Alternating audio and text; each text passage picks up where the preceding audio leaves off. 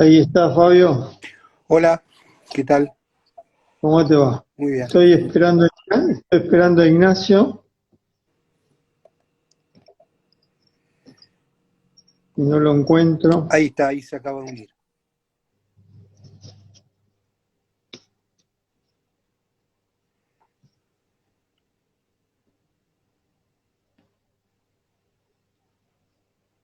No, no lo encuentro. Ahí lo vi que entró.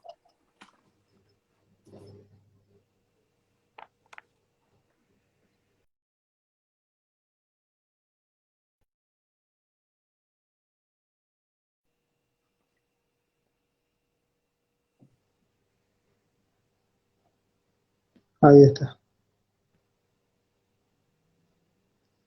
Listo, ahora esperemos que entre Ignacio. Bueno, buenas noches a quienes van entrando.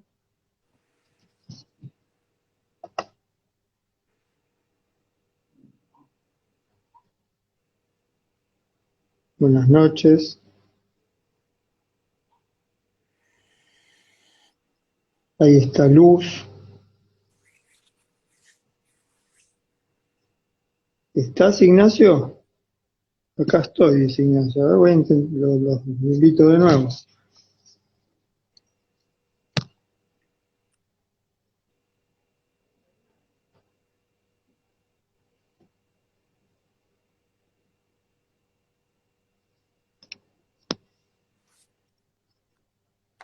¿Querés ir contando algo, Fabio, mientras seguís, Fabio, ahí, no? Eh, sí, acá estoy. No, nada, Ahí, estoy viendo la gente que va entrando, gente, este, sensibilidades conocidas y de todos lados, ¿no?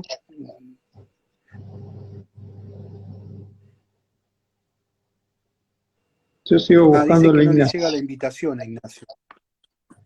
Dice que no le llega la invitación. Ahí lo estoy invitando de nuevo.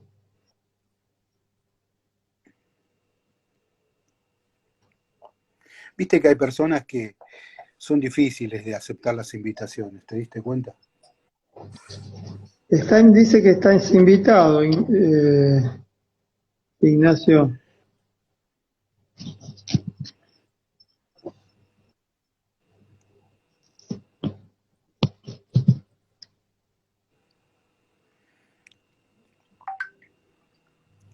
Ahí está Débora.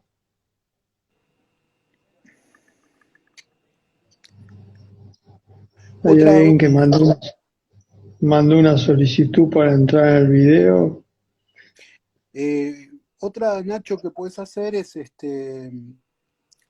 salir y volver a entrar y ahí te va a dar la opción de sumarte a nuestra conversación.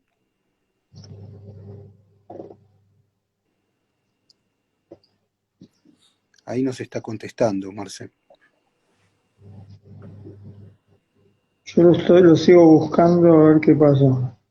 Decime que contesta porque no estoy viendo la pantalla. No, dice que no le llega la invitación.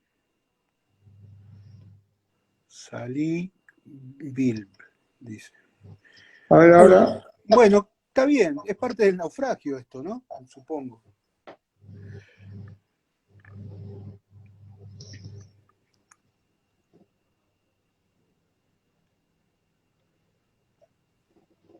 bueno, pruebo una vez más.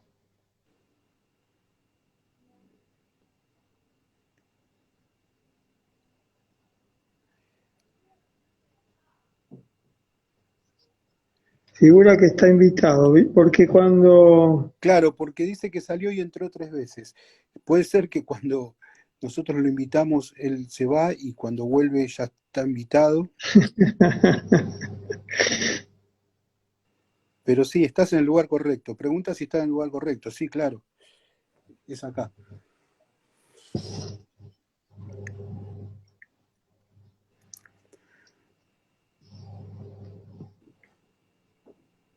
bueno, no sé qué hacer.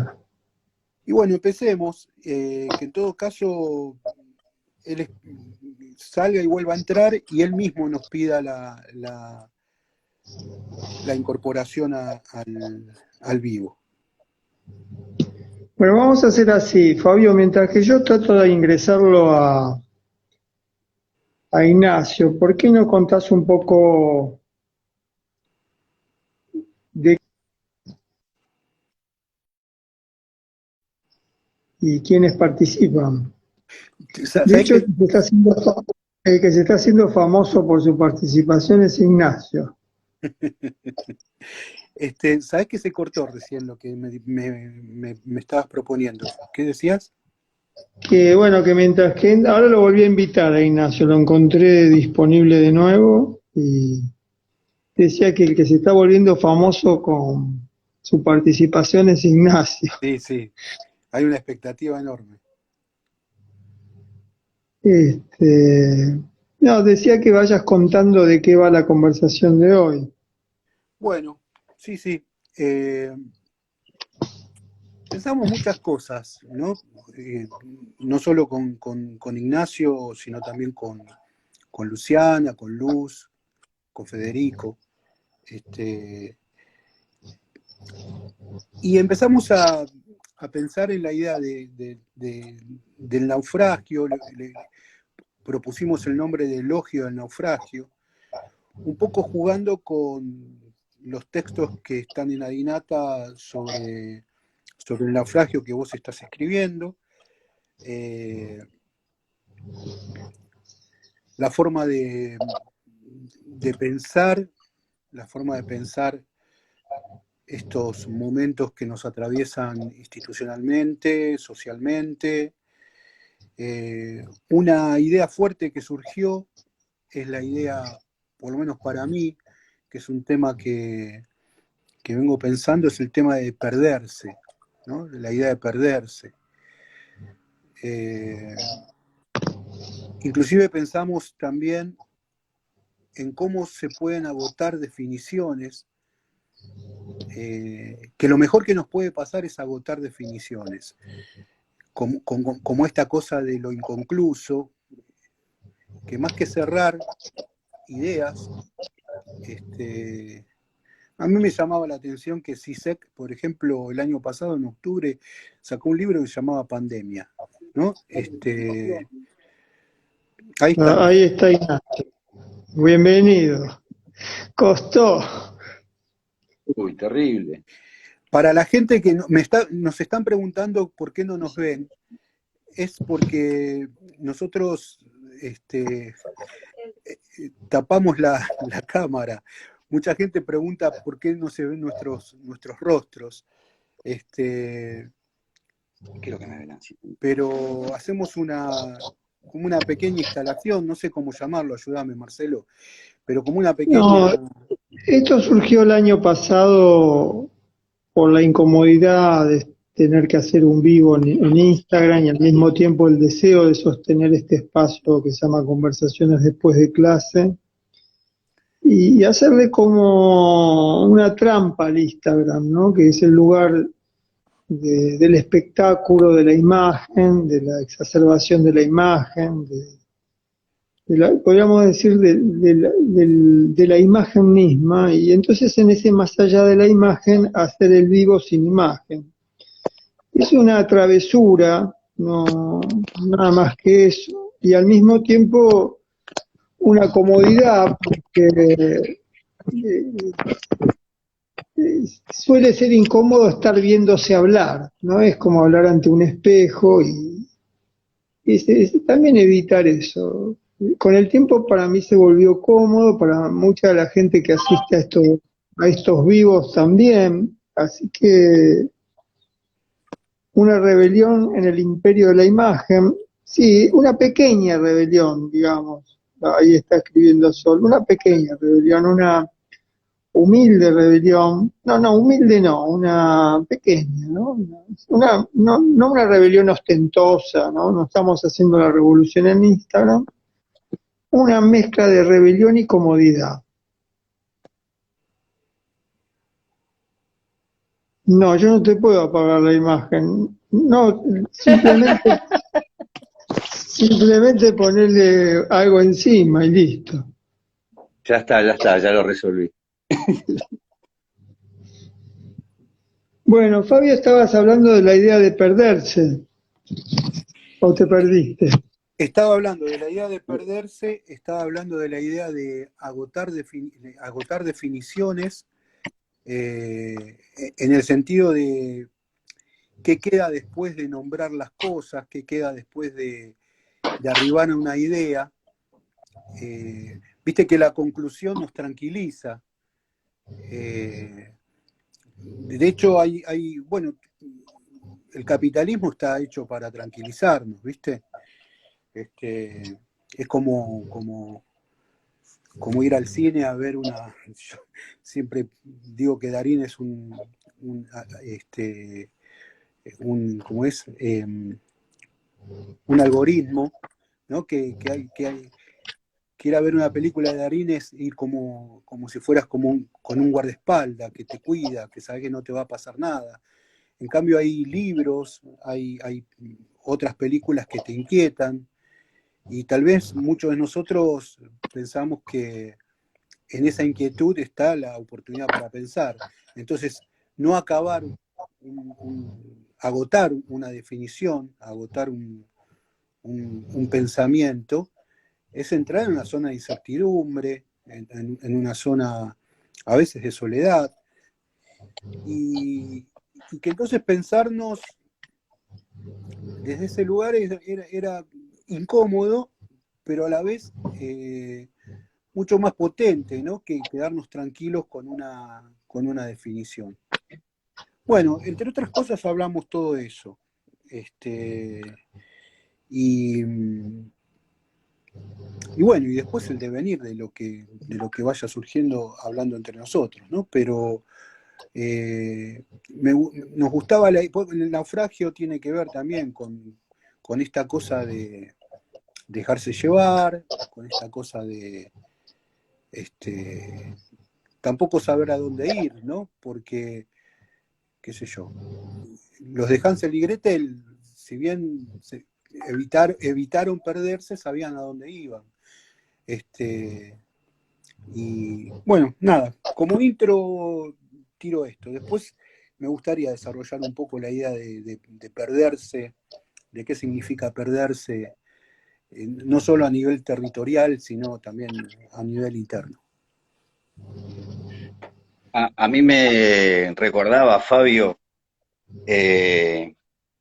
ahí estaba leyendo a De Brasi hoy para pensar un poquito en el tema del ensayo también en él, ¿no? Que es un amigo de la cátedra, por decirlo de alguna manera, un amigo del pensar, y él preguntaba de qué manera se puede aplicar a una palabra el mismo significado que posee otra. O sea, se pregunta, ¿cuál sería el sinónimo de la palabra sinónimo? Dice, no, seguramente no se trataría de una palabra, sino de una definición de cierta extensión, la cual no es un sinónimo.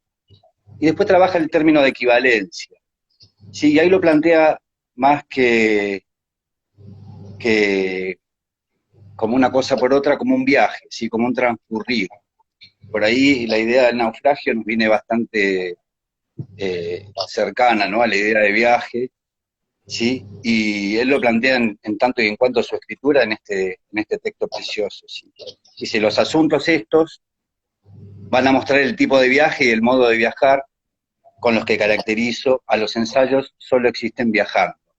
Bueno, me doy al naufragio desde acá, quizás, como una manera de invitación a darle la palabra a Marcelo. Bueno, como el comienzo fue un poco desprolijo porque estábamos tratando de que ingreses y yo no lograba hacerlo, quería decir que esta conversación estamos en vivo, en el vivo, así explícitamente, Ignacio, Fabio y yo, pero detrás del vivo están Luz Baraz y Federico Capodoro y Luciana del Bruto, que van a tratar de intervenir sobre el final con las cosas que transcurran en el chat. Quería decir eso también y que bueno, que esta conversación que lleva el título Elogio del naufragio, bueno, ya comenzó con dos temas que serían el de perderse y el de naufragar. La idea de naufragio tiene muchos lugares, ¿no? Eso es una idea para pensarla muchísimo. Quiero decir que a mí me viene sobre a mediados del año pasado la idea de que las sesiones clínicas que estaba haciendo, sobre todo en forma remota, eran todas en forma remota, esa palabra también habría que pensarla, ¿no? No se me ocurre otra ahora en este momento. Este, me- representaron como sesiones en un naufragio. De la conversación en el medio del naufragio. Y desde entonces estoy pensando la idea de naufragio en muchos sentidos, ¿no? Si quieren después comento de los lugares en donde la idea de naufragio puede ser interesante para pensar este momento planetario y este momento de nuestras conversaciones también, ¿no? Hay algo en el naufragio que es pensado como tragicidad, y también hay algo del naufragio que es pensado como acierto. De hecho, Nietzsche cita una frase de Schopenhauer que dice, y que es muy inquietante, la frase de Schopenhauer es, naufragamos, señal de que navegábamos bien. Es muy inquietante esa idea de que el navegar bien lleva al naufragar. Y es una idea del pensamiento, ¿no? Es decir, pensar bien, lo de bien es una figura, una fantasía siempre, la idea del bien pensar, pero que pensar bien supone naufragar, quiere decir, supone perder algo que es lo que decía Fabio, ¿no? Perder la seguridad de una embarcación que se sostiene en sí misma, ¿no? Es dejar de sostenerse y pasar por un momento de fragmentación, de fragilidad, de debilidad, y de algo que el naufragio también plantea, la pregunta de qué va a pasar con nuestras vidas. Y yo creo que este es un punto que estremece, ¿no? ¿Qué va a pasar con nuestras vidas? ¿Qué está pasando con nuestras vidas? Es más difícil de responder. En general esa pregunta se traslada al qué va a pasar, a un futuro inmediato. Y hay que poder sostener esa pregunta, ¿qué va a pasar con nuestras vidas? Y es la pregunta del naufragio, ¿no? Si vamos a sobrevivir a esto, ¿cómo vamos a sobrevivir a esto? El naufragio inmediatamente uno se da cuenta, la idea de naufragio tiene mucho que ver con los barcos, con las embarcaciones, y la imagen misma del naufragio dibuja la espera, más que la espera, la expectativa, la expectación de un auxilio. Y hay un naufragio que no espera ningún auxilio, y este es un punto, hay un naufragio que no está esperando que venga la salvación desde un helicóptero, desde otra nave, sino un naufragio que empieza a pensarse en el vivir en ese estado, en el estado de naufragio. Esa es otra posibilidad para pensar, ¿no? Que de aquí en más se abre un porvenir donde vamos a vivir en estado de naufragio. No sé si es una mala noticia porque la nave de la civilización es una nave que transporta horror. Entonces, es difícil de decir esto, pero la nave de la civilización que habitamos es una nave horrorosa. No necesita sostenerse ni lamentar que se pierda esa civilización, ¿sí? De este naufragio surge otro modo de habitar, la intemperie o el desamparo. Bueno, esas son algunas de las cosas estoy pensando, ¿no? Marcelo, vos sabés que ahí recién citaban el poema de Pizarnik sobre partió de mí un barco llevándome, ¿no? Y hay dos poemas que me hicieron pensar en esto del naufragio. Uno es uno que se llama La avalancha de los muertos, de Roberto Juarros, que habla de esto, ¿no? Porque hay un fragmento del poema que dice: solo un desequilibrio de las cosas, un fugaz desnivel inexplicable, permite todavía este naufragio sin barco, sin mar y sin playa, sin espectador, sin fondo y sin náufrago. Esta historia que nadie cuenta y nadie escucha, esta falla sin importancia del abismo, solo queda la señal como un detalle. Es buenísimo. Y ahí, bueno, ¿ves? Es precioso. Vos fijate que dice, esta falla sin importancia del abismo. O sea, cuando el abismo no importa, es que ya superaste el naufragio, ¿no? También pensaba en la idea de los condimentos que tienen que darse para pensar el naufragio. El poema se llama Avalancha. La avalancha de los muertos se llama. Pensaba qué condimentos tienen que darse para pensar un naufragio como una oportunidad. Y entonces acá viene Cortázar, de hecho tiene un poema que se llama Naufragios, de Último Raunes. Pero dice, antes de que pases sí, a lo de Cortázar, qué interesante lo de Juarros, ¿no? Porque hasta donde escuché es un naufragio sin barco, sin mar, sin playa, sin espectador, sin fondo. y sin náufrago, dice. Ah, y sin náufrago, eso no lo anoté. Esa idea del espectador es muy importante porque incluso hay un libro famoso que se llama El espectador, que es un relato de los espectadores del naufragio, ¿no? Porque hay un cuadro que es un naufragio, que ahora no recuerdo de quién es, y se ve desde la orilla quienes están viendo al barco naufragar. O sea que él incluso, tal vez conoce la pintura, ¿no? Sin espectador, sin fondo y sin náufrago. Claro, como que Y lo va, plantea como un desequilibrio de las cosas. exacto. Y además, a mí me impactó, ¿no? Me parece descomunal esto, esta falla sin importancia del abismo.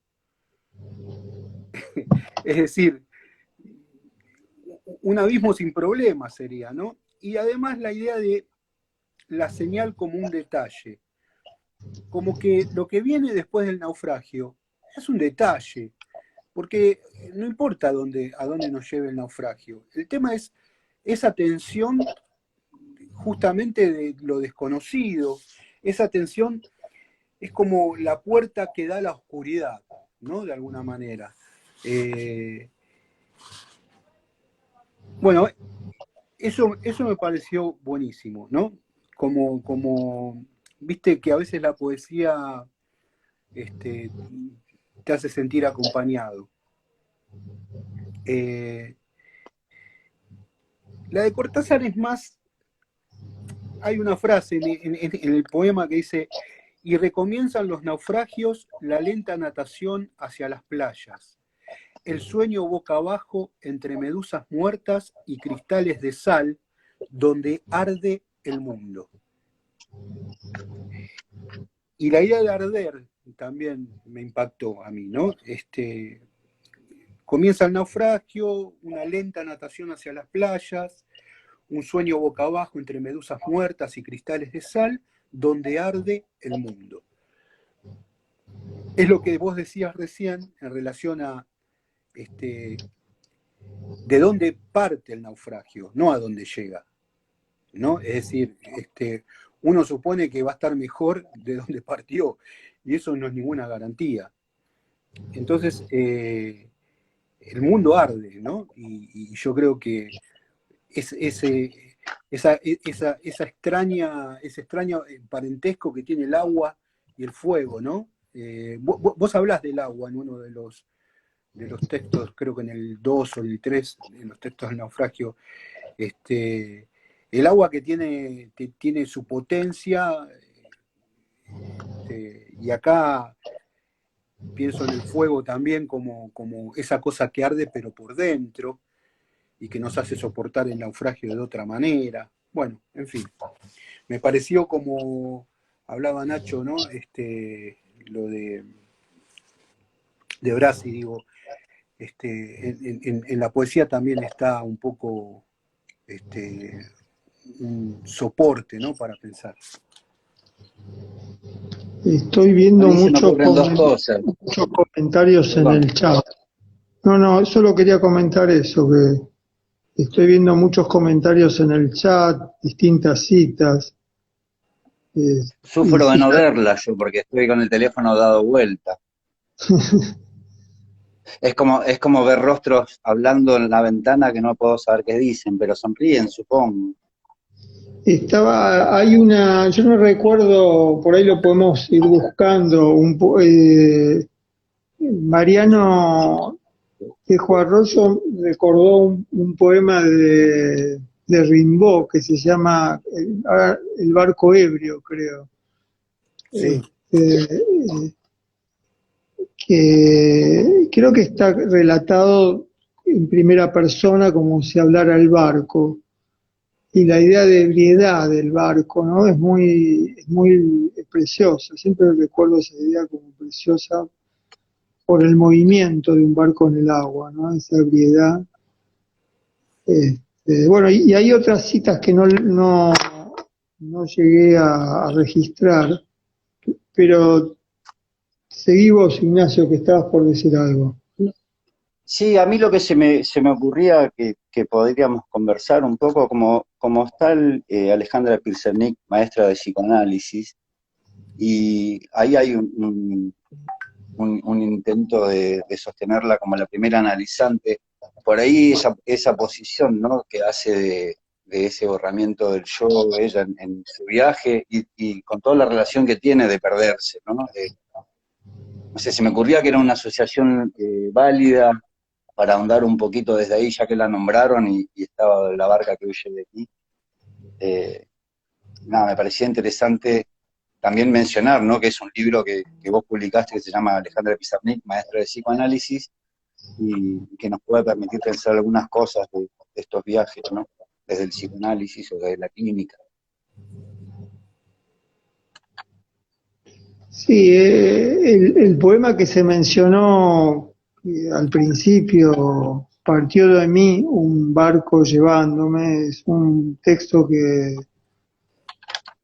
casi lo dice todo, ¿no? Tal vez se podría cursar toda la facultad de psicología pensando eso. qué grande. ¿Por qué te reís No, así? es eso, es tan contundente que es cierto, ¿no? Es bibliografía obligatoria de todas las cátedras. Sí, o solo pensar eso muchas veces y tratar de habitar esa idea, ¿no? Porque hay que habitar esa idea, ¿no? Partió de mí un barco llevándome, esa, ese movimiento, ¿no? Del vivir.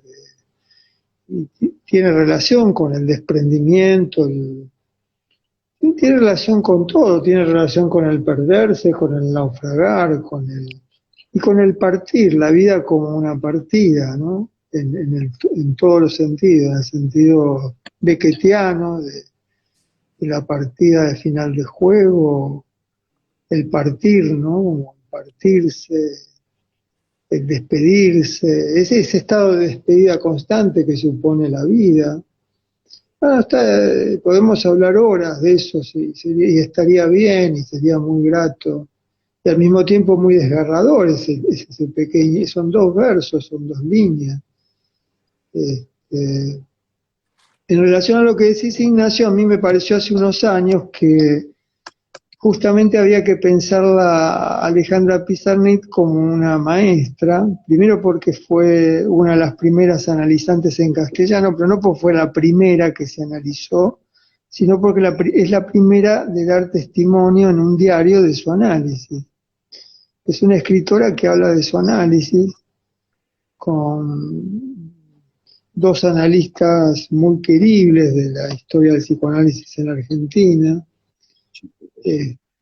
con Ostrob y con Enrique Pillon Rivière, y por la tragicidad de la vida de Pizarnik, en la facultad se la menciona como caso clínico,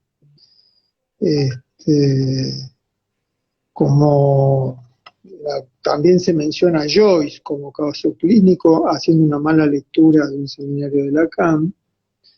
Entonces me pareció que invertir eso era una responsabilidad política y ética del pensamiento clínico, ¿no? Pensar a Alejandra, y la nombramos con el nombre para darnos esa familiaridad, ¿no? Esa cercanía, esa amorosidad, ¿no? Alejandra. Darle a Alejandra ese lugar de maestra del psicoanálisis, de la primer analizante en castellano, porque no se deviene maestra de psicoanálisis porque antes se habitó el lugar del analizante o de la analizante, ese lugar de la voz descarnada y encarnada al mismo tiempo, y si no se habita eso no se deviene maestra. Ese es otro punto, ¿no? Nosotros oficiamos de profesores, docentes, pero no sabemos si estamos a la altura de esas palabras, porque no sabemos en qué medida habitamos ese lugar. Un vivo en Instagram, como una clase en la facultad, es tentarse en el lugar del analizante, hablar en voz alta de lo que sentimos, de lo que nos pasa, y algo que retomaría lo que decía Fabio, por momentos perder el hilo, ¿no? Perder el hilo como no como una defectuosidad de la conciencia o de la distracción, sino perder el hilo como algo buscado, ¿no? Es decir, perder el hilo es hablar sin ese control, sin esa vigilancia, y con la expectativa de llegar a escuchar algo que no sabíamos que podíamos decir. Eso es extraordinario. Y eso es Alejandra, ¿no? Es decir, su poética es un poco la experiencia de quien pierde el hilo. Que no pierde la cabeza, ¿no? No significa que pierde, que entra en la desquicia, ¿no? Sino que pierde el hilo de lo preestablecido. Y eso es una gran lectura. Esa, Marcelo, es una propuesta de Macedonio también, por ejemplo, ¿no? De pensar escribiendo así como la posibilidad de irrumpir con las lógicas que le propone la escritura, ¿no? Y yo como a mí me interesa la escritura en particular, o sea, siempre estoy dándole vueltas y le sigo dando vueltas.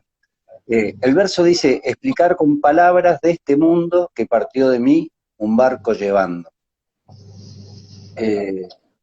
Y a mí otro que me parece que también que viene acá a colación es la palabra que sana, ¿no? Dice: esperando que un mundo sea desenterrado por el lenguaje, alguien canta el lugar en que se forma el silencio. Luego comprobará que no porque se muestre furioso existe el mar, ni tampoco el mundo. Por eso cada palabra dice lo que dice, y además más y otra cosa. Y un chisme que también no vino a colación así, que Alejandra Pizarnik se carteaba con Julio Cortázar, ¿no? Como que tenían una suerte de relación, que por ahí hay algunas cartas rondando. Y pensaba de Cortázar, que nombraste Final del Juego y algunas cosas, y vino Último Round también, que él escribe en los 50 una novela a la que no se le ha prestado mucha atención, que se llama El Examen, y que escribe al mismo tiempo que escribe otro texto que se llama Diario de Andrés Fava, y que se puede leer en conjunto como un anticipo de la poética cortasariana. Pero lo interesante es que es un viaje por la ciudad donde se encuentra con amigos en bares, así como estamos nosotros ahora conversando, en las previas de un examen que nunca sucede porque la ciudad es invadida por una peste, por decirlo de alguna manera. En realidad son una suerte, no va a haber algo que no te deja respirar además, ¿no? Valga para la analogía. Y van a buscar un barco al que nunca pueden subir para huir del lugar. Pero bueno, recomiendo la novela, ya que viene Cortázar a la invitación, y con esta anécdota, ¿no? De esas conexiones, así como conectaste recién a Pizarnik con Ostrogov y Pichon Rivière. Bueno, que nada, esos tejidos de Sora, ¿no? Y hoy que dijimos macedonio, podemos conectar lo macedonio con un montón de otras cuestiones, con respecto a la escritura y con respecto al estar pensando, el pensar escribiendo. Me arrebaté de palabras. No, no. ¿Qué estás pensando, Fabio? Pensaba en lo que pasó al comienzo, ¿no? Lo del silencio. Yo a veces a las reuniones que hacemos en la comisión le llamo clases ausenciales. Y entonces recordaba en Retrato de un artista adolescente de Joyce, él habla le hace decir, ¿no? al alter ego, que es Stephen Dedalus, que él dice como que encontró las herramientas con las que iniciará una vida dedicada a la escritura. Y nombra lo que yo le llamaría un tridente, una trilogía, no sé cómo llamarlo, que es silencio. Él dice, las herramientas para dedicarte una vida a la escritura son tres: silencio, destierro y astucia. Y yo le agregaría ausencia también. Porque todo tiene que ver con lo utópico, en el sentido de lo fuera de lugar, ¿no? El destierro tiene que ver con ir hacia otro lugar, la astucia tiene que ver con cómo manejar esa desterritorialización, y el silencio y la ausencia creo que son dos condiciones fundamentales para poder escribir, ¿no? Alguna vez te escuché, Marcelo, que decías, ¿no? Que para escribir una carta se necesitaba, antes de que existieran los mails, te diría, se necesitaba distancia y silencio, creo que era, ¿no? Sí, creo que era una cita de Ricardo Piglia que dice que decía en Respiración Artificial, en un pasaje dice, la correspondencia es un género perverso, necesita de la distancia para poder prosperar. Y la ausencia, ¿no? Y la ausencia está... No, él decía de la distancia para poder prosperar, ¿no? Perverso, y bueno, es perverso... Lo dice perverso, aclaro, como Sí. circulamos por la Facultad de Psicología, Sí. que no habla de la perversión como caso clínico, como clínica del borde, o de los bordes, sino de la perversión en el sentido de la expresión perverso, ¿no? Es decir, el prefijo ahí hace de la palabra una distorsión. Porque no deja de ser una trampa en algún punto, ¿no? Porque es como, la carta es una excusa o una trampa para escucharse a sí mismo también, ¿no? Para decirse cosas a sí mismo. Entonces, esto del silencio, el destierro, la astucia, la ausencia, sigue ahí en alta mar todo, digamos, ¿no? Por eso arrancamos hablando del naufragio. Me gustaría 2 o 3 cositas sobre la idea de perderse, a través de... Estuve leyendo un libro que se llama Una guía sobre el arte de perderse, de Rebecca Solnit, que me pareció sumamente interesante, ¿no? Porque no solo habla de la relación del perderse como esa fascinación por perderse en un bosque, por perderse este, en una ciudad. Inclusive dice que es mucho más difícil perderse que llegar a un destino, ¿no? Porque para llegar a un destino uno puede recurrir a los mapas, pero que es mucho más difícil perderse. Benjamin dice que perderse requiere un aprendizaje, por ejemplo. Porque es aceptar el desafío de entrar en la incertidumbre, en el misterio.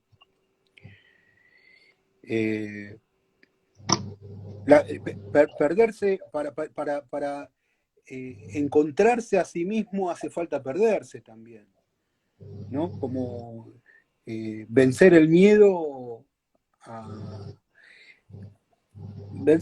futuro en algún punto, vencerle el miedo a esa tensión de no saber dónde uno está parado. Cuando uno viaja se escucha esa cosa de, ay, a mí me gusta perderte, no entrar en esa cosa medio de la dictadura del tour, ¿no? De esos lugares donde te va marcando el tiempo todo el tiempo, justamente, sino justamente aceptar ese desafío de perderse. Inclusive hay una parte del libro donde ella habla de una tribu de California que no tienen, no se nombran como, no me acuerdo ahora cómo se llama la tribu esta, los Wintus, donde ellos no tienen incorporada la palabra izquierda y derecha, sino que para nombrar las partes de su cuerpo usan los puntos cardinales. Y eso me pareció ya mismo eso para mí es un poema, ¿no? Es como, me duele el brazo oeste, depende para dónde esté ubicado uno. Entonces decía que, bueno, que justamente, ¿no? Nombrar las lateralidades a través de los puntos cardinales hace de que el mundo no se mueva, ¿no? Y entonces eso hace que uno se pueda perder tranquilo, porque la idea de perderse también implica, de alguna manera, el interés o no de saber volver, ¿no? Porque bueno, saber volver es otro tema, porque nosotros, insisto, estamos pensando a dónde nos lleva el naufragio, y la otra pregunta es, si tenemos que volver, ¿queremos volver de donde partimos? Y acá entramos en el tema de que muchas veces hablamos en este espacio, el tema de la normalidad, ¿no es cierto? Es decir, ¿a dónde quisiéramos volver? Volver a... Muchos dicen, bueno, cuando todo esto termine, y también uno podría decir, no, cuando todo esto mejore, no, cuando mejore no, es decir, no tenemos todavía palabras que puedan definir cuando todo esto qué, ¿no? Ahí es donde yo marco a dónde volver, ¿no? Muchos quieren volver a la normalidad que ya tenían, porque es una forma de estar seguro, otros no quieren saber nada de nada. Entonces la pregunta es, ¿cómo perderse? ¿No? Inclusive muchos eligen no perderse porque creen que el no perderse es una forma de vida, es una forma de vivir. Se privan por ahí de un descubrimiento que no sabemos de qué se trata, pero hay, ¿no? Como le huyen, diría yo, a la cornisa, ¿no? Pero también es cierto que una vez que estamos perdidos, empezamos a descubrir un montón de cosas. Perdemos palabras, perdemos la noción del mundo, perdemos las relaciones, perdemos afecto, es decir, perdemos mientras encontramos también, ¿no? Perdemos, pero también es cierto que no sé si esto se trata de una elección, ¿no? No es que dicen, bueno, me voy a tomar un barco y que me lleve a donde me lleve, ¿no? El nomadismo, todos sabemos que para el nomadismo no hace falta, en estos tiempos uno puede ser nómade sin moverse de su casa, digamos, ¿no? También.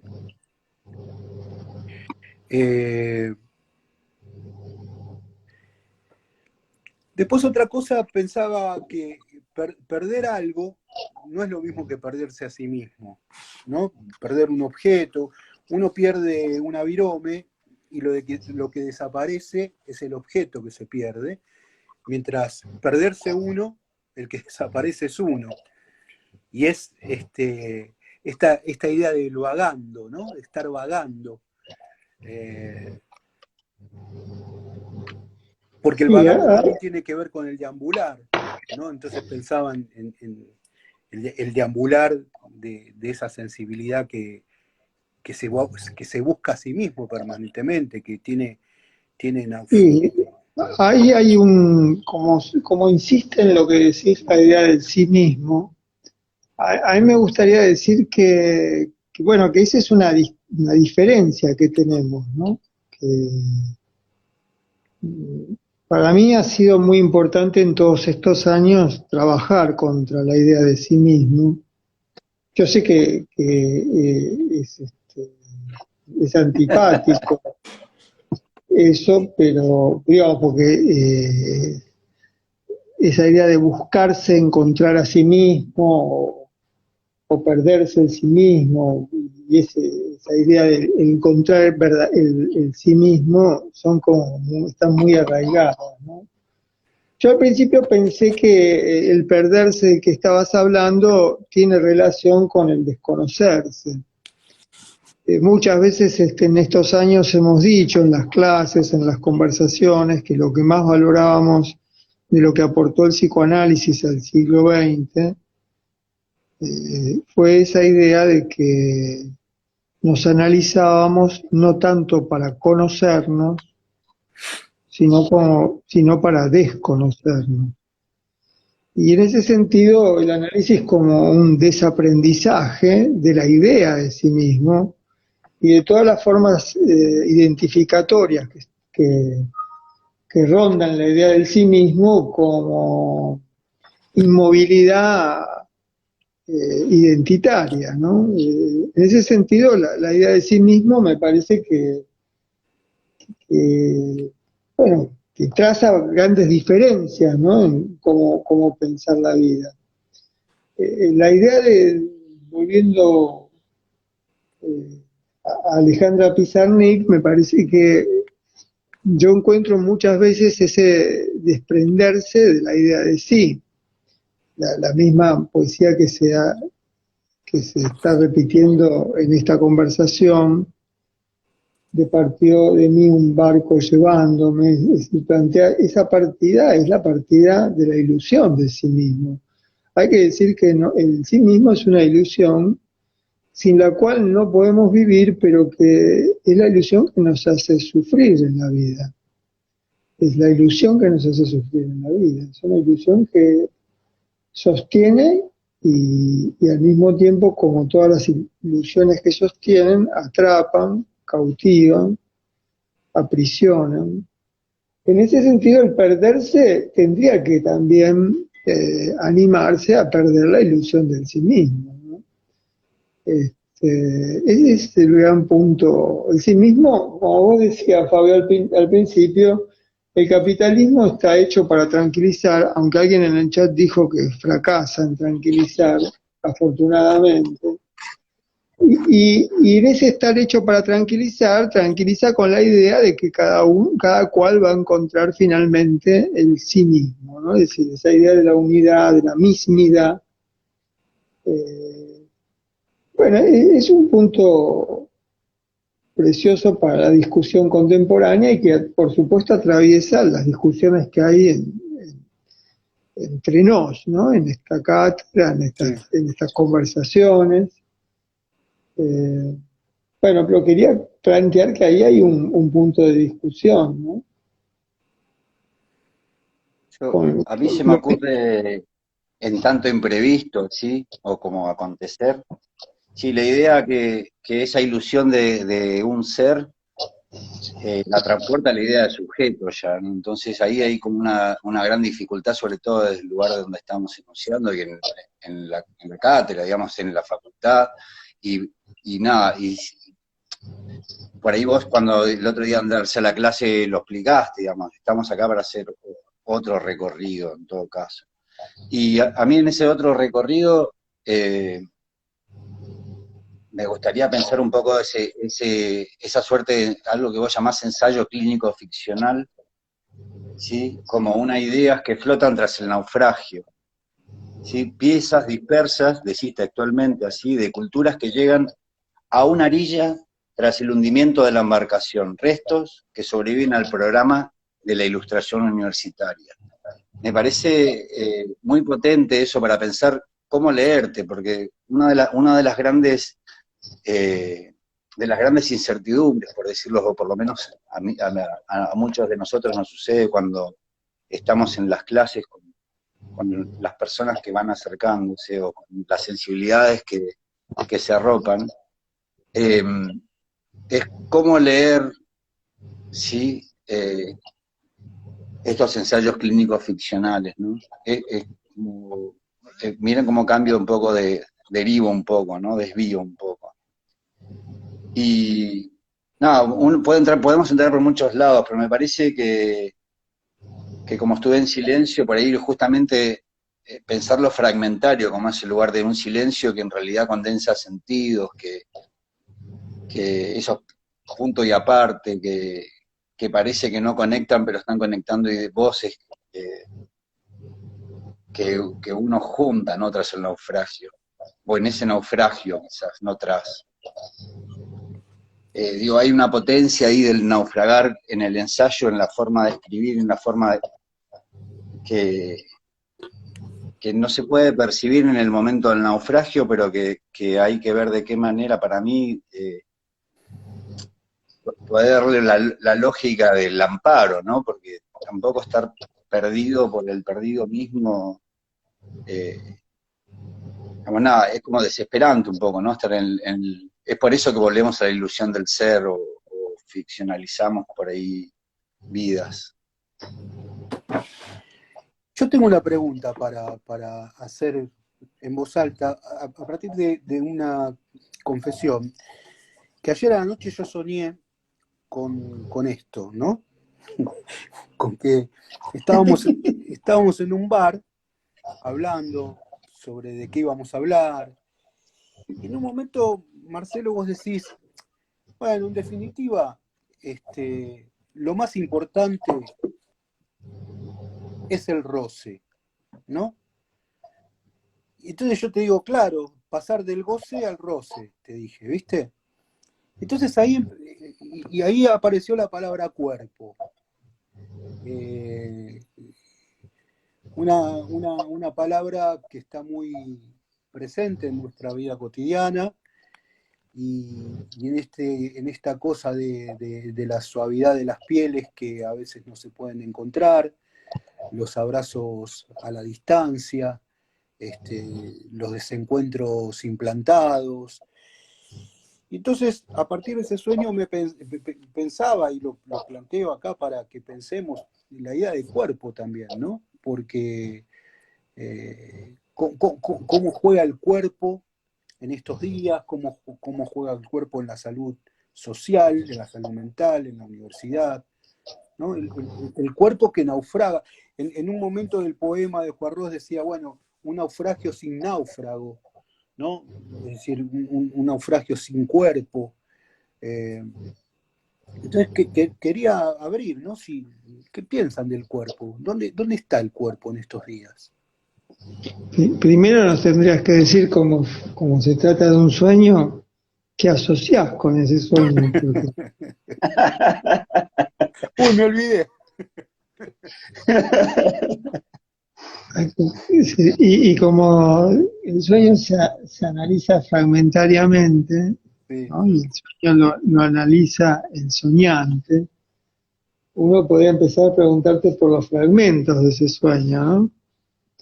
Pero no sé si querés ir por ahí o el sueño es en última instancia una astucia argumental de Fabio Lacolla que, que, fue, que pudo que, no llegar a inven- ser nunca un que sueño, ¿no? inventó un sueño para fingir un estado confesional intimista que le venía bien a su argumento, ¿no? Claro, cómo meter del goce al roce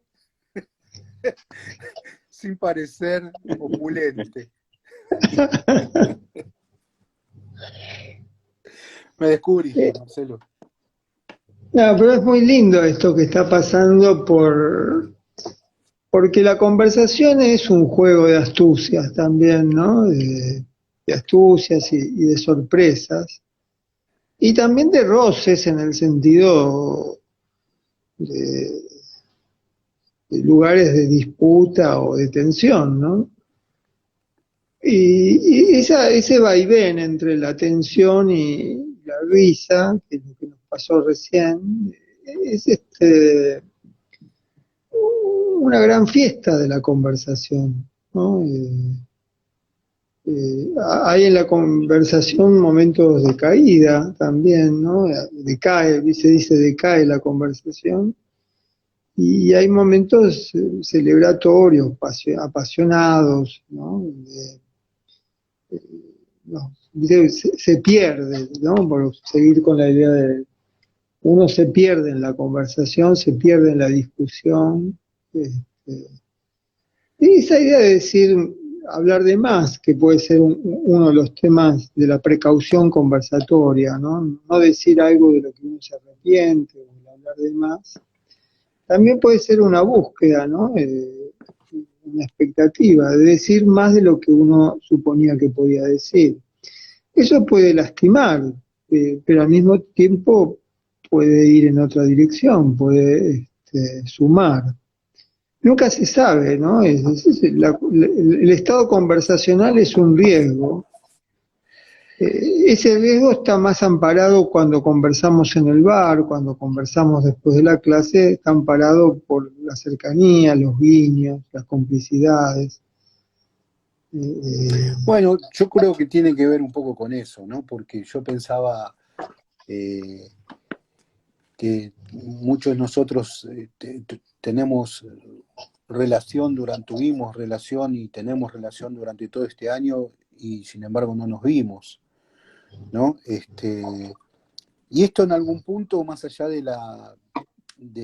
que uno entiende que es así, también es algo que se extraña, ¿no? Y porque estamos en unas épocas donde extrañamos cosas y que por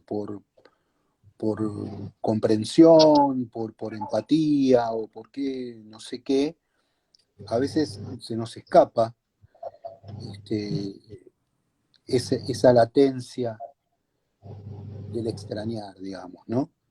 Eh, Vieron que se utiliza mucho esa sensación de las ganas de abrazarse, las ganas de, de mirarse a los ojos, ¿no? Yo creo que un poco lo de los cuerpos tiene que ver con eso. Ni hablar mm, de las bienvenidas y las despedidas que no pueden hacerse justamente porque los cuerpos tienen una distancia, los cuerpos tienen como cosas, perimetral, digamos, ¿no? Tenemos todos una perimetral con, con, con otras sensibilidades que son próximas a nosotros, ¿no? ¿Qué estás pensando, Ignacio? No sé, estaba como en un momento me, sí, como pesadumbre, no sé, me agarró como un, un estado de ebriedad, no sé, sí, pensé primero cómo era el estado de incertidumbre, ¿no? Y en relación al cuerpo, voy a volver al cuerpo porque me parece que puedo anclar ahí. Eh, con relación al cuerpo, eh, no, estoy pensando hace tiempo en el tema de qué discursos y qué prácticas acontecen, ¿no? O sea, me descubro en cosas que desconozco en la vida cotidiana, digamos, en cosas que me gustaría que fueran de otra manera, que estoy pensando que pueden ser de otra manera para vivir o para entender la vida de otra manera, o para vivir de otra manera en sociedad, y me las descubro en mis prácticas y en mis palabras, digamos. Y intento eso, nada, como eso viene unido a esta idea de la ilusión del ser, ¿no?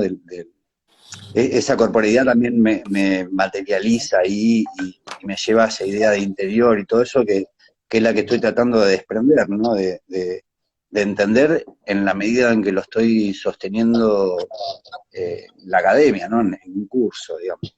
Y me produce eso me da pesadumbre, como un dolor, así como, no sé si la nostalgia del yo sería algo medio extraño. Eh, pero bueno, yo reconozco en esa corporalidad eso, esas hablas, esas prácticas, eso reconozco en los cuerpos.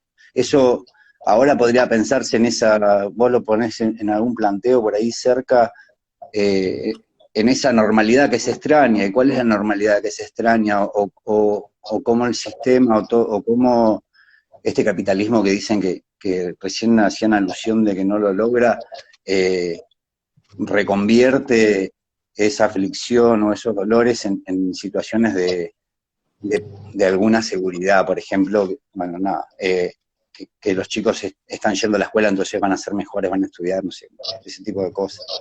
Nada, me quedé dando vueltas ahí, medio como digregué, o me fui por las ramas. El irse por las ramas eh, me disemina un poco también. Pero hablando de irse por las ramas, ya que lo conecto rápidamente porque me quedé con una duda el otro día cuando escuchaba el darse a la clase, cuando estaba en la clase ausencial, como le llaman Fabio, eh, no entendí bien el tema de muchas ramas, ¿no? Porque hablábamos pensábamos en las debilidades, y en las debilidades había una potencia, una fuerza, y por ahí eso es, ¿no? Justamente, pero eh, muchas ramas juntas son más difíciles de quebrar. Bueno, ahí hay una potencia interesante para pensar, ¿no? Como el agua quebrada a la roca. Bueno, Nada, hay ahí estoy, dándole vueltas. no me acuerdo quién lo dijo, pero hay una frase que a mí me gusta mucho que dice, ahí donde está el peligro está la salvación. Y, y pensaba que hay lugares donde uno no entra por miedo, ¿no? A lo peligroso. Qué sé yo, no sé si vieron Gambito de Dama, ¿no? Una serie de Netflix de una chica que juega al ajedrez. Resulta que cuando ella era chica, en el sótano del colegio, justamente descubre a su primer profesor de ajedrez, pero es una escalera que da hacia un sótano y que tal vez ninguno de nosotros se atrevería a entrar ahí, porque tal vez cree que ahí está el peligro, y sin embargo, ahí estuvo su salvación, ¿no? En encontrar a esa persona, en vencer ese miedo. Quería compartirles que en la comisión nuestra tenemos todas las clases lo que llamamos microrrelatos de la peste. Y es a partir de las esquirlas del libro de Marcelo, que todas las clases leen una esquirla y a partir de ahí hacen un microrrelato los alumnos y las alumnas. Y entonces tengo la grata sorpresa de todas las semanas encontrarme con textos muy, muy interesantes. Y si me permiten, quería compartir un texto, un microrrelato de la peste de una alumna, a partir de la esquirla, creo que número 5. Ella se llama Seda Soroyan, y lo que escribió dice esto: hay un escrito de Juan Solá que provocó muchos sentimientos en mí y dice así: la perversa idea de solidaridad que nos han inculcado nos hace entender que ser solidario significa comprar 2 paquetes de yerba y darle uno a quien no puede comprarla. Es necesario que la solidaridad se desvista de esa idea religiosa de caridad y vuelva a ser discurso político, un hacer verdadero, un abogar por el derecho del otro a poder entrar al mercado y comprar su propia yerba en vez de esperar, un poco avergonzado, la que nos sobra a nosotros. Esta es la cita que ella hace. Y después escribe: porque yo era de las que compraban 2 paquetes de yerba y le daba uno a quien no podía comprarla, y ya con eso me daba por satisfecha. ¿Cuánto cambiarían las cosas si todos comprenden la importancia de esto? No alcanza con dar lo que nos sobra. Hay que hacer para que al otro no le falte.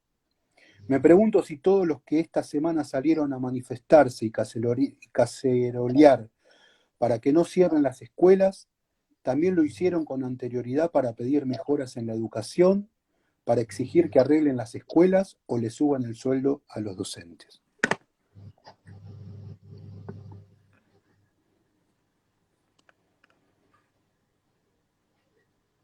Bueno, nos dejaste en silencio.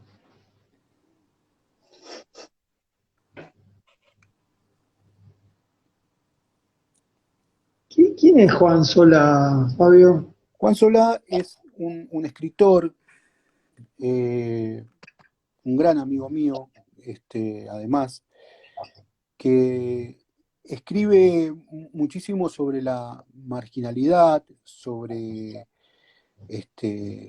él es del Chaco, entonces tiene una serie, bueno, de hecho hay un libro de él que se llama Microrrelatos, acaba de sacar un libro que se llama Galaxia, y bueno, tiene varios libros, ¿no? Y es un autor muy leído entre la gente joven,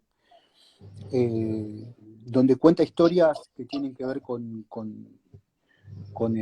las diferencias de género, el transvestismo, lo trans, y tiene una sensibilidad muy, muy amplia, muy, muy, muy linda para reflejar lo que es la marginalidad, la violencia, el abuso, va por ese lado, ¿no? Y sorprendentemente no es la primera vez que una alumna o un alumno lo cita a Juan en algún texto de escritura, ¿no? Ya me ha pasado varias veces, ¿no? Y entonces yo todo emocionado le escribo a Juan, le digo, mira, te citaron, y él se pone muy feliz y se emociona. Es un gran escritor contemporáneo, uno de los que mejores retrata un poco lo que es la marginalidad, sobre todo en el interior del país.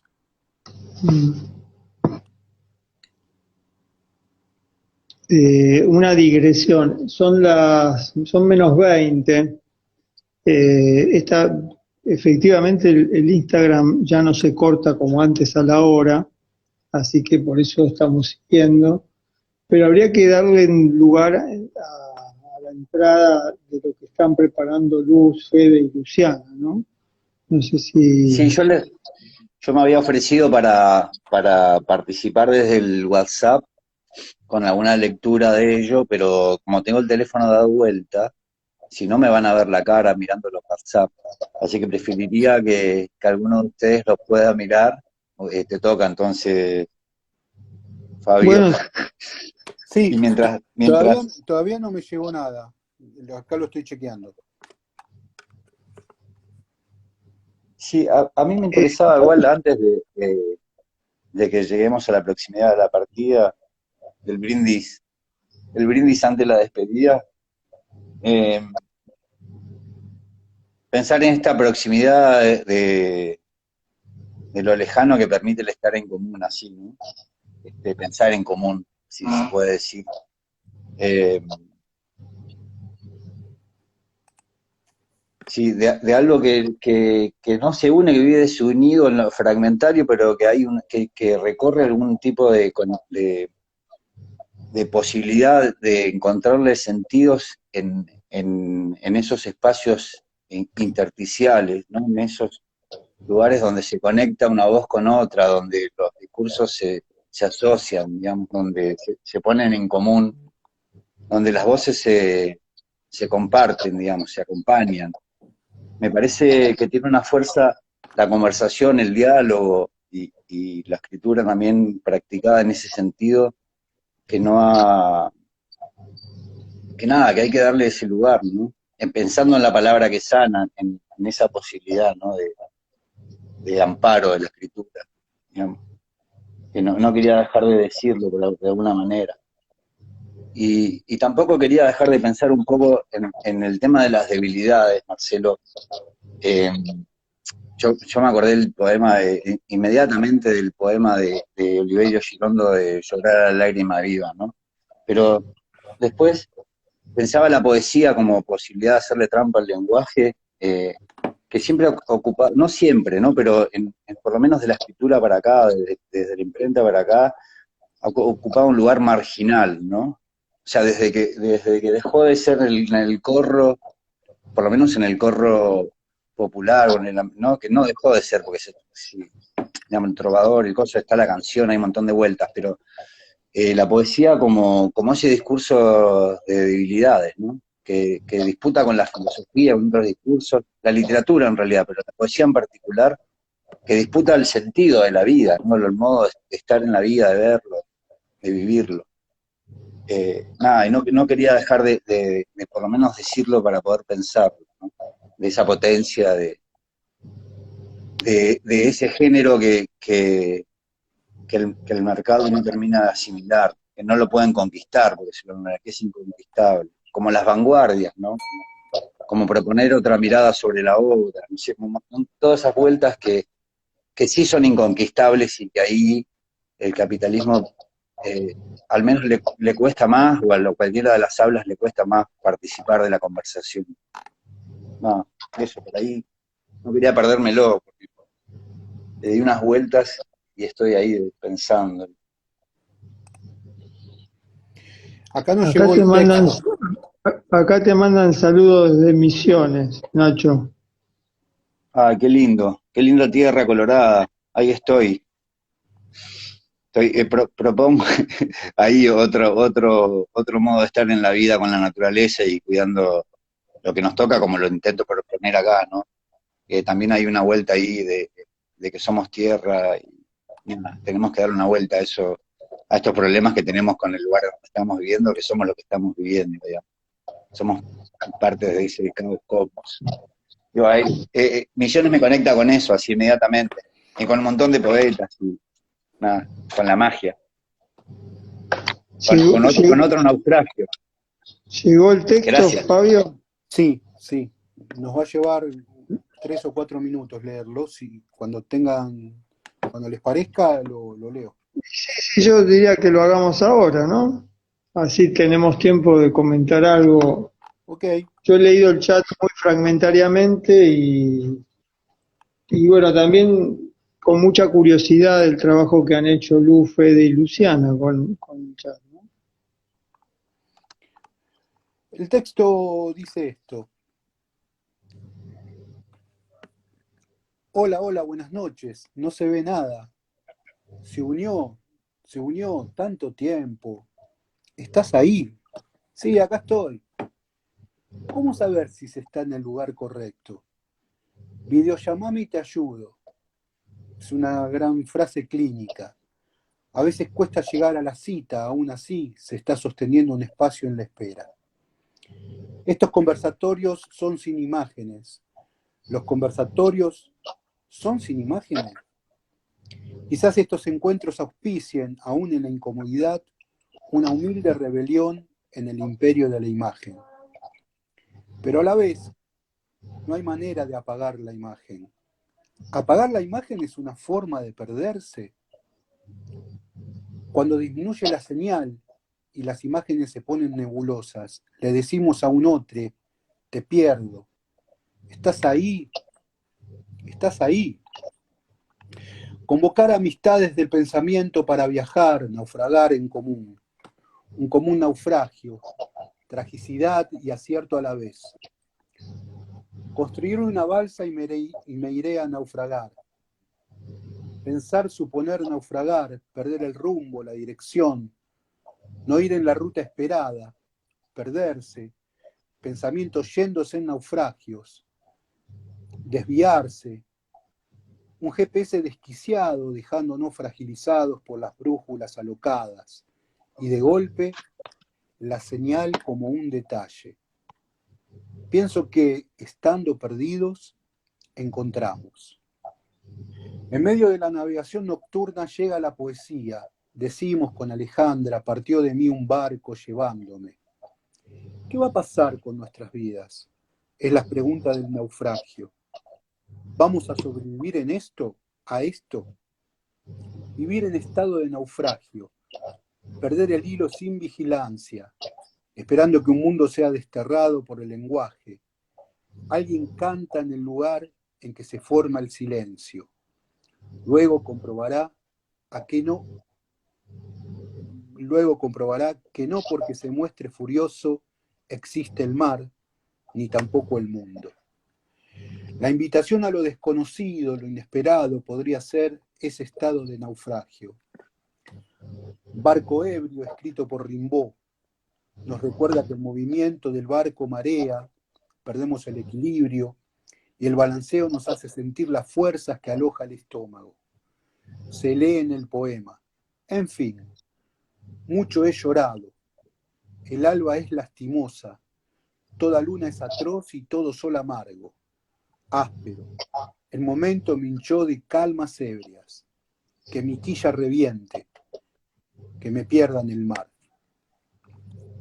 Habitar la idea partió de mí un barco llevándome la vida como una partida en estos sentidos. El partirse, el despedirse, estado de despedida constante que supone la vida. ¿Qué haré cuando me sumerja en mis mundos fantásticos y no pueda ascender? Porque alguna vez va a tener que suceder. Me iré y no sabré volver. Es más, no sabré siquiera que hay un saber volver. Mis últimos poemas son lo mejor que hice, pero no me contentan. Confieso tener miedo, dice Alejandra, a su analista, el doctor Ostrov. ¿Y qué hice? Con esa tilde en el qué es intrigante. Alguien dentro de mí me come y me bebe, dice también Alejandra en ese poema. Con las amistades del pensamiento nos damos a la cercanía de la confianza. Pensemos los pensamientos que pasaron por Alejandra. Alejandra, Julio, Macedonio, León. Apenas algunos nombres de manos temblorosas que pusieron letra a lo que nos pasa. Reconocer algo bien hecho y sin embargo no sentir contento. Confesar el miedo. Como el fuera de aquí. Esa es mi meta de Kafka. Silencio, destierro y astucia. Y yo le agregaría silencio, condiciones para escribir. Creo que era ausencia, pero no importa. Perderse sin poder volver, desconociendo siquiera que hay un saber volver. Cuando todo esto termine, cuando todo esto mejore, Pienso que estando perdidos, encontramos. Sin dominio, teoría de la deriva internacional situacionista. No los veo, no los veo. Afortunadamente el capitalismo no siempre gana la batalla, tranquilizándonos. Desconocerse, un volver a conocerse cada vez, cada día, cada hora. Las palabras son barcos y se pierden así de boca en boca como de niebla en niebla. Llevan su mercancía por las conversaciones sin encontrar un puerto. La noche que les pese igual que un ancla. Saludos desde Misiones. Alguien aplaude una idea. ¿Cómo leerte? En definitiva, lo más importante de una conversación es hacer rozar los pensamientos, con el riesgo de hacer doler y el amparo de la cercanía.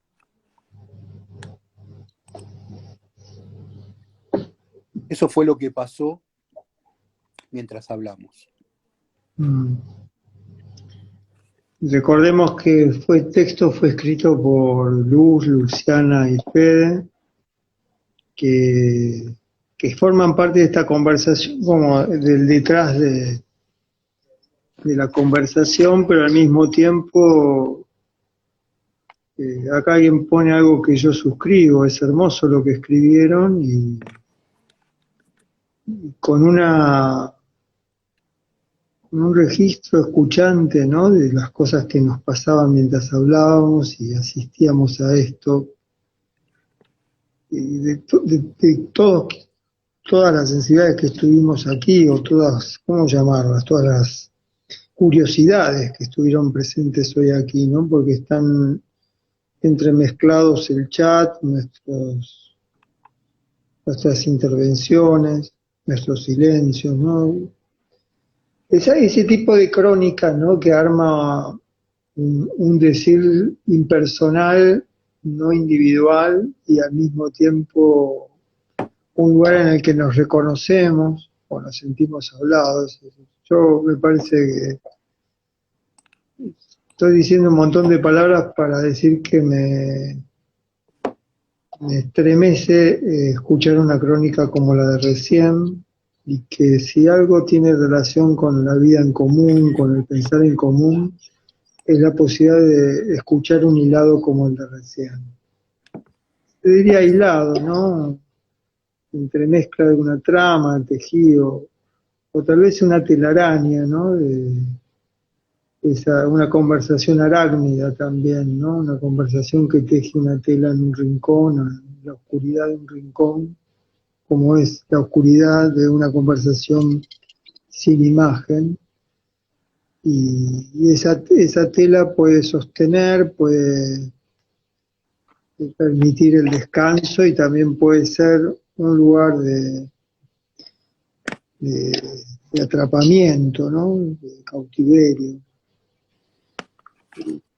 Y de cautiverio en el sentido negativo, de quedar cautivos y encerrados o atrapados, y cautiverio en el sentido de estar cautivados, ¿no? A mí me cautivó la crónica, me gustó más la crónica que la conversación misma, ¿no? Como si la crónica de alguna manera la resignifica y, y la vuelve impersonal, ¿no? Porque hay momentos de la conversación que parecieran ser muy personales y también el perderse de lo personal es como el júbilo de la conversación, que no se sabe quién dijo qué. Ese es el momento más jubiloso del estado conversacional.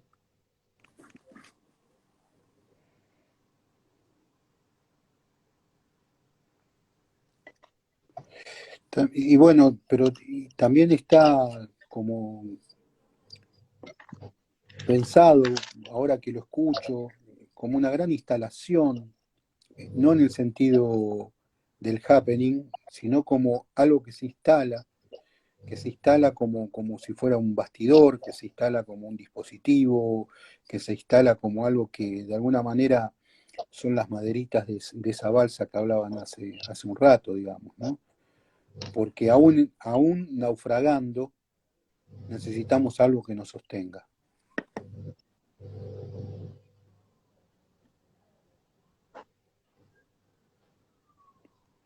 Esa parece una frase de cierre, ¿no? Aún naufragando, necesitamos algo que nos sostenga. No lo Podemos sé. ir cerrando, ¿les parece? Son... Eso no lo soñé, te lo puedo asegurar. Ahí está Cecilia diciendo que bello relato.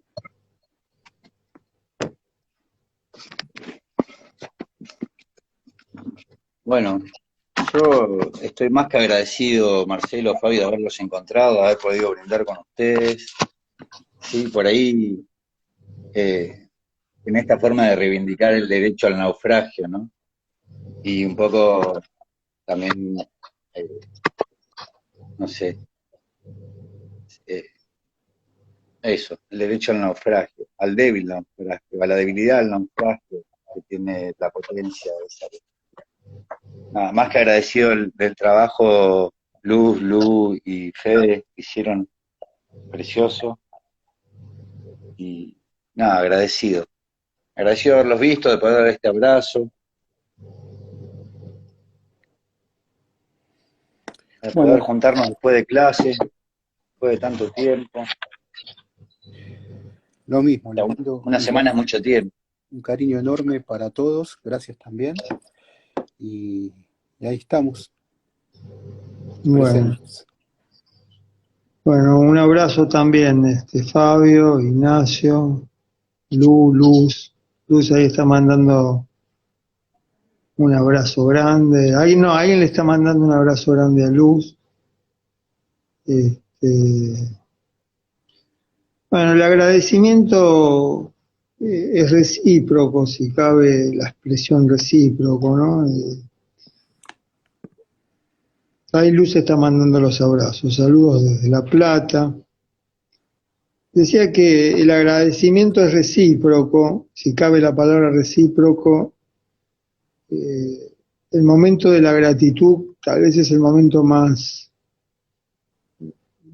no sé, más intenso, más inolvidable de la conversación, ¿no? Es decir, la gratitud por haber podido hablar, por haber podido escucharnos y sobre todo la gratitud por el estímulo que da, ¿no? La expectativa de hablar, aunque nunca llegamos a decir todo lo que tenemos pensado, ni queríamos decir, ni salió como hubiéramos querido, ¿no? Qué momento espléndido la invitación a hablar, la invitación a un encuentro, la invitación a una cita, ¿no? Renovamos todo eso para el miércoles que viene, como la promesa de que la próxima vez sí vamos a poder llegar a conversar de aquello que queremos.